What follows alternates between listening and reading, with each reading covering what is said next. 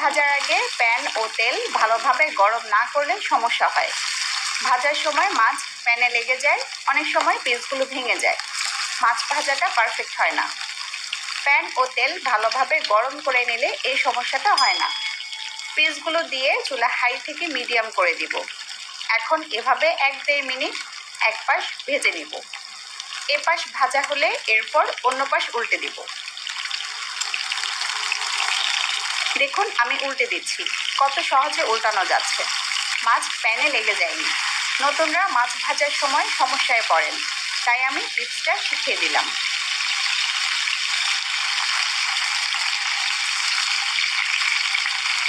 পিসগুলো উল্টে এপাশও 1-1.5 মিনিট ভেজে নিব।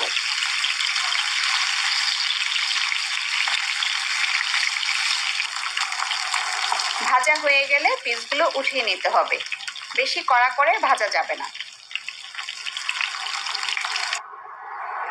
মাছ ভাজার পর এবার আলু ভাজবো। যে কোনো মাছ রান্নায় সাথে আলু দিলে বেশ ভালো লাগে। 3টা আলু আমি এভাবে লম্বা লম্বা করে কেটে নিয়েছি। আলু কেটে সাথে সাথে পানিতে 1-1.5 মিনিট ভিজিয়ে রাখবেন, এতে আলুর কষ চলে যাবে। পুরাতন আলুতে অনেক কষ থাকে, তবে নতুন আলুতে কষ কম থাকে। আলুগুলো তেলে দিয়ে সামান্য লবণ দিয়ে দিচ্ছি। এবার নেড়ে নেড়ে আলু ভেজে নিব। চুলা মিডিয়াম আঁচে আছে।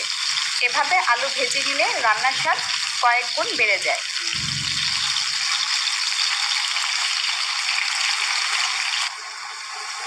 1-1.5 মিনিট আলু ভেজে উঠিয়ে নিব। ভাজতে ভাজতে যাতে আলুর গায়ে দাগ না লেগে যায় এটা খেয়াল রাখবেন।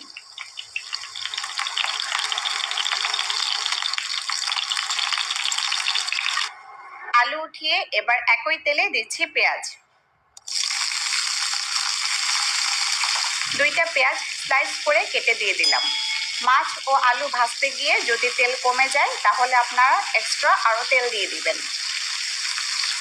1 মিনিটের মতো পেঁয়াজ ভেজে দিচ্ছি রসুন বাটা, 1 টেবিল চামচ দিলাম। মাছ রান্নায় আদা বাটা না দিলেও চলে।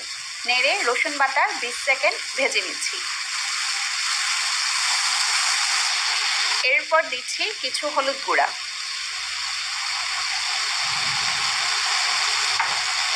দিচ্ছি মরিচ গুঁড়া,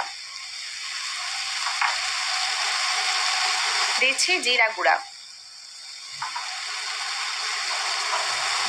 আর দিচ্ছি লবণ।